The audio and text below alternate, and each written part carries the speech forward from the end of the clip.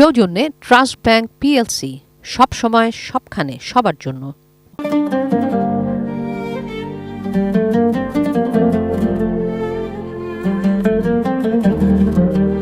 নবীজির জীবনী।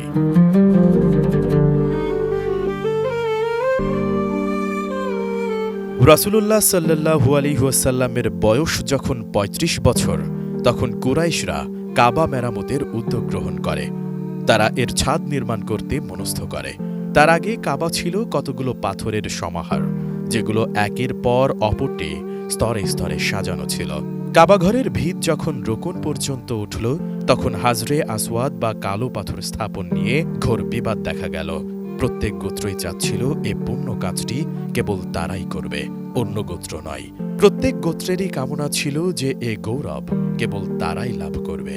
এমনকি এ নিয়ে রীতিমতো যুদ্ধের উপক্রম হল। জাহিলিয়াতের যুগে এটাই ছিল সকল সমস্যার সহজ সমাধান।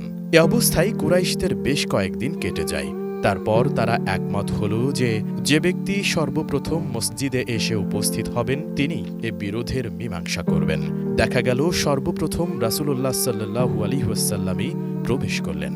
তারা বলাবলি করতে লাগল, এ যে আমাদের আলামিন দেখতে পাচ্ছি, উনি যে আমাদের মুহাম্মদ, আমরা তার মীমাংসায় রাজি। রাসূল সাল্লাল্লাহু আলাইহি ওয়াসাল্লাম তখন একটি কাপড় আনতে বললেন। তারপর নিজ হাতে কালো পাথরটি কাপড়ের ওপর উঠালেন। তারপর বললেন, সকল গোত্র মিলে কাপড়টির চারপাশে ধরে উঠাও। তারা যখন সকলে মিলে তা উঠালো এবং তার জন্য নির্ধারিত স্থান পর্যন্ত নিয়ে গেল, তখন পুনরায় তিনি স্বহস্তে তা উঠালেন এবং নির্ধারিত স্থানে যথারীতি তা স্থাপন করলেন। তারপর ইমারতের বাকি কাজ যথারীতি সম্পন্ন হল। এভাবেই রাসূল সাল্লাল্লাহু আলাইহি ওয়াসাল্লামের হস্তক্ষেপে কুরাইশরা একটি ভয়াবহ যুদ্ধের অমঙ্গল থেকে রক্ষা পেল। তার প্রজ্ঞার বদলতেই একটি কঠিন সমস্যার সমাধান হল। সৌজন্যে ট্রাস্ট ব্যাংক পিএলসি, সব সময় সবখানে সবার জন্য।